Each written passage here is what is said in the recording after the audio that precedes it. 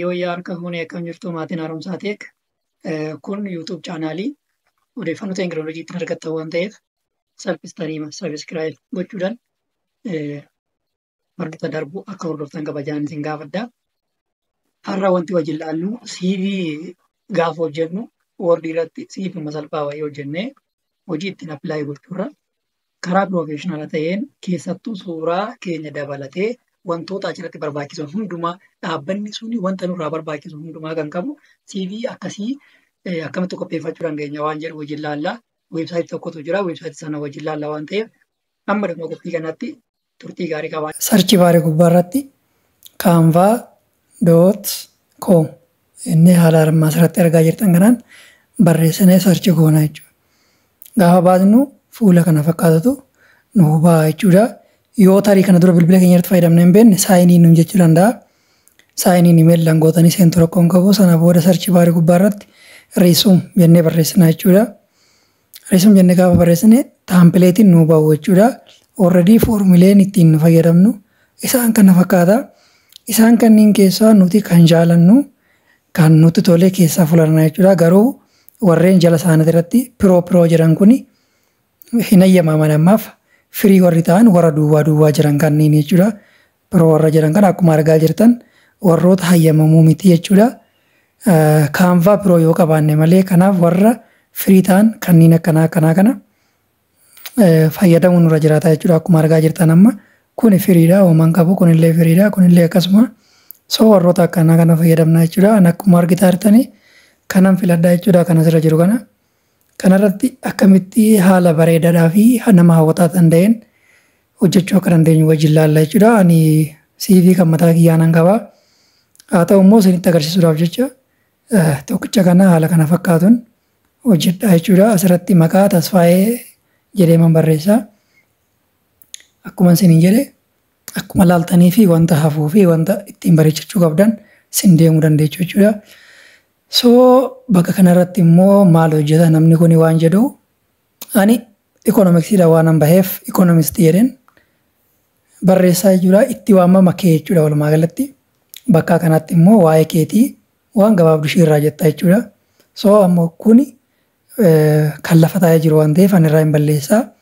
Kiyya kanan itti fayyadamu qaba waan ta'eef waa'ee kiyyaa kan naa ibsu CV kiyya kanan duraan itti fayyadamu waan ta'eef kuni already an guutuu isaa miti gabaabsee masinitti agarsiisuuf waan ta'eef haala kanaan bakka barreessuudhaaf kaayanne bakka hojjechaa ture san irratti seennee peesti goonaa jechuudha.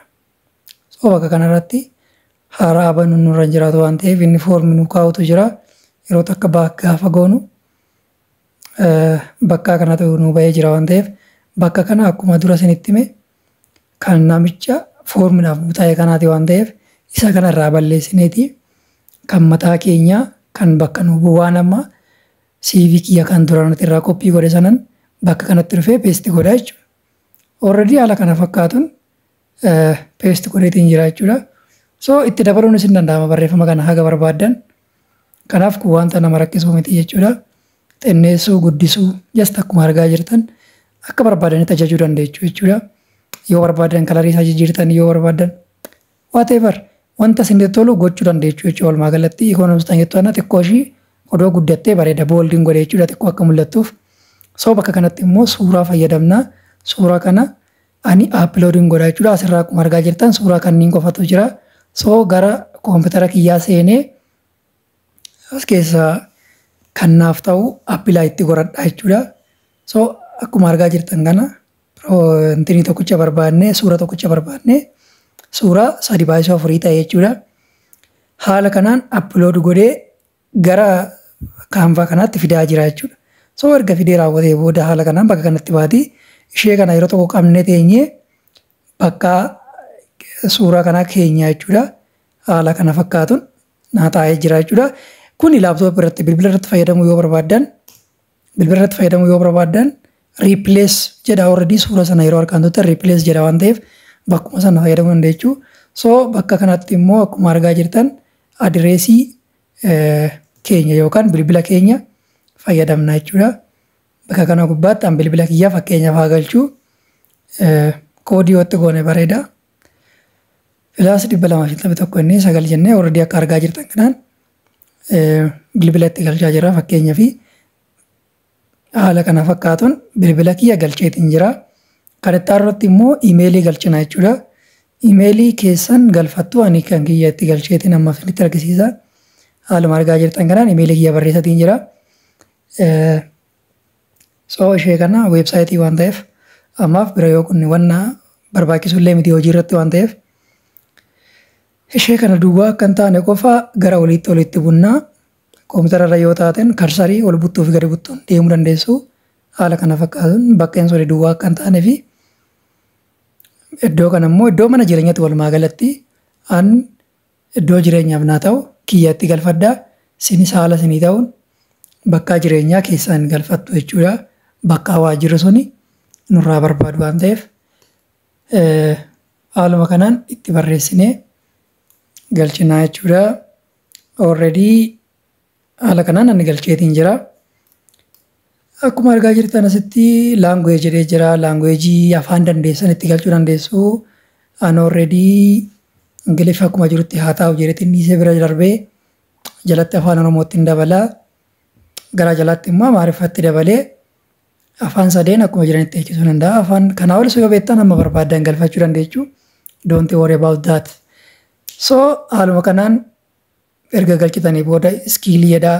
Iskiilii kanarratti immoo waan dandeettii keessanii asirratti communication skill yoo jedhee nan danda'a jechuudha.